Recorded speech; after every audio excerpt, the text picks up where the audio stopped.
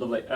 Michael, first off, I don't want to touch too much on coronavirus, but news this morning, potentially games being played behind closed doors in the EFL. What's your thoughts on this as a manager and as a former player? Do you think it should be suspended completely and we just wait till hopefully the virus disappears and we can get fans back in grounds, or do you think we should just continue with the season as it is? I've got no idea. I'm going to go down the clock route. It's not my expertise. It's not for me. What would you like to see? What would you? I mean, obviously, you want to see fans come to games of football, but ultimately, this is, sounds like it's a pretty serious issue that's going on. These people dying from what's going on. I'm not sure how accurate a lot of the information is that we get anyway. So that's why I wouldn't want to really comment on it too much. All I would say is, from a personal point of view, having a common flu is bad enough. So the quicker we stem it, I suppose, the better. Are you taking extra precautions at the training ground? I know some clubs have limited who can go to the training ground, for example. Yeah, well, I think just first and foremost, just making sure we do the basics right, and we're clean and proper and clean up after ourselves. We wash our hands thoroughly. We have got the hand gels at hand all the time, so when the players are eating, before and after, when they're coming in. So I'm just guessing we're just taking the precautions that most clubs are doing at the minute. Let's go on to the football then this weekend. Tranmere had only won 5 all season, but have won their last 3. What's turned it around, do you think, for them in recent weeks? Well, I was actually at the first one. So they've had 3 away games, which probably, I suppose, when you're in that position, it takes a little bit of the pressure away and you can play with a little bit of freedom. They've still clearly got a fighting spirit and believe that they can get out of that bottom 3, which makes them very, very dangerous, as Shrewsbury, Accrington and obviously Blackpool midweek have found out. I think when you look at some of the games they had previous to that, probably found themselves unlucky and thought that they were well in the games and could have got some out of the games, like probably a lot of teams would at times. And there's not a lot in it, I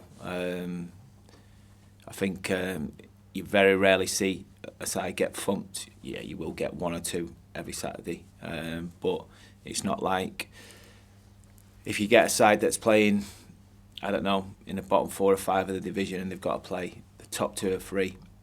There's very, very rarely an hiding. They're always close games and they're always competitive games. So while that's always going to be the case, Tranmere are going to think they've got a chance, and absolutely rightly so, because they've dragged everybody back into it.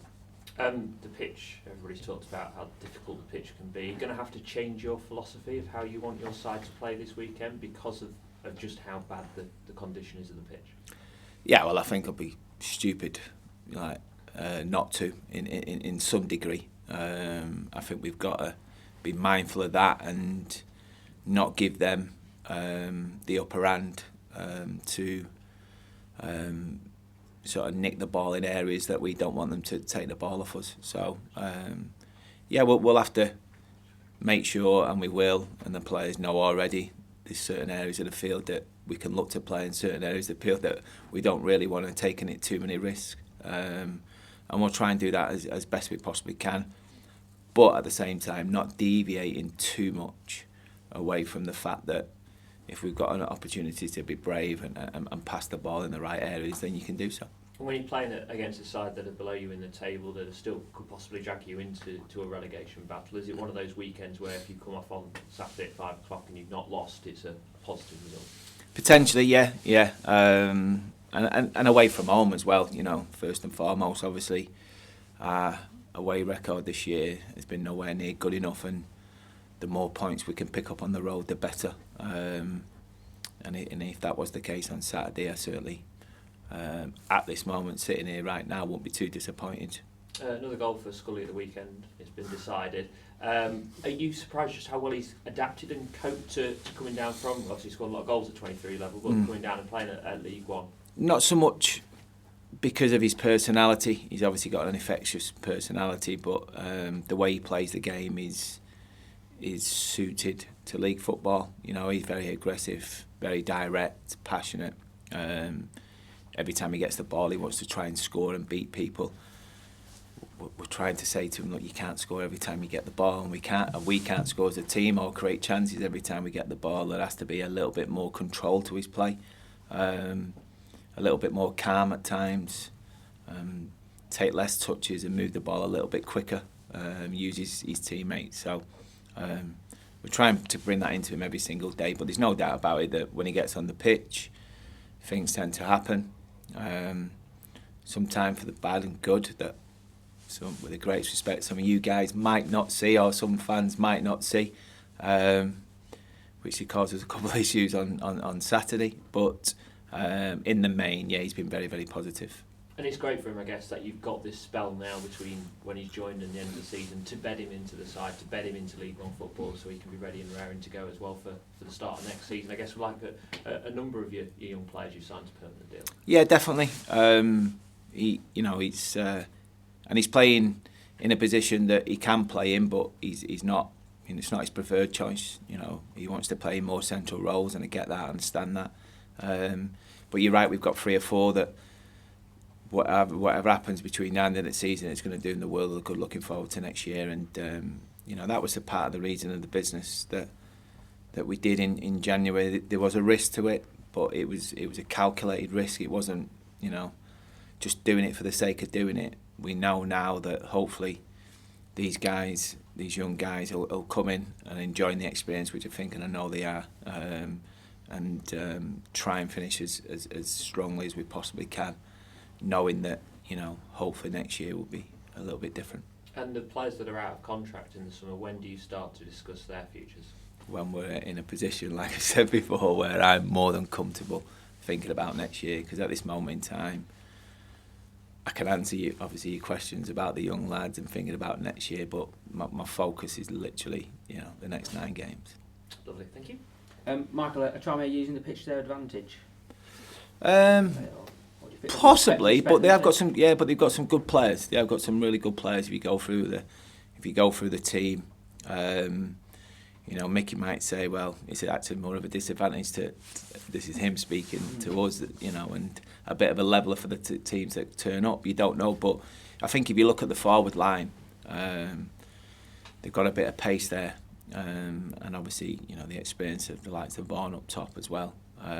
Scores goals at any level. Whether they try and use that to their advantage in the remaining games in terms of getting the ball forward a little bit quicker, and play more less risk football rather than a bit of a build-up. And I suppose if you look at the game that we played down here, I thought it was a good football game until the lad got sent off, and then obviously it was a little bit one way, but before that it was a decent game, and they played their part in the game, and at that time obviously it was a little bit closer in terms of the points between maybe 10 teams near the bottom of the table, but they had a little bit of a poor spell, but it looks like they're coming back at it again.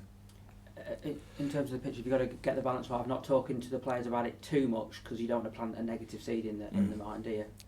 Yeah, no, I mean it's just the messages and the things that we try to do every week in terms of try and replicate what we do in the week in the game on the Saturday. So a lot of our build-up play this week and a lot of the patterns that we've done will hopefully deal with and navigate what the problems we're going to get from the pitch. Have you learnt any lessons having watched it back from Saturday's game at all? Have you taken anything more out of that? Only little bits and pieces that I don't want to give too much away, but there was loads of things that I was really, really happy with, but there was 1 or 2 things in the first half that I was pretty angry about, and I think the players know that. So yeah. Tayo Eden available this weekend? Is he fitting around to go? Yeah. He's obviously had a frustrating period because obviously with him getting suspended as he did against or getting the sending off against Gillingham, and the frustrations that goes with that, knowing that you can't play the next game. He's been at it. There's no doubt about it. He's been at it. There's good competition for places in the middle of the park. He knows that obviously Max has come in and did really well on Saturday. So if anything, it might have been a good thing. You never know.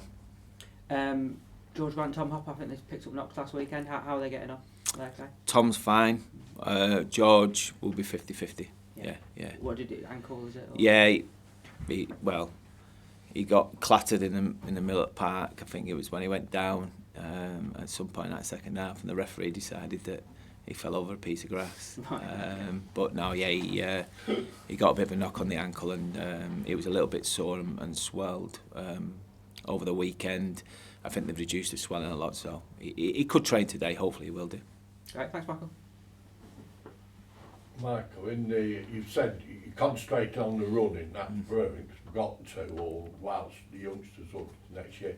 Do you as a management team feel you know the best 11, or will you see the 9 games as 9 chances to get out, the 9 correct 11 for that game?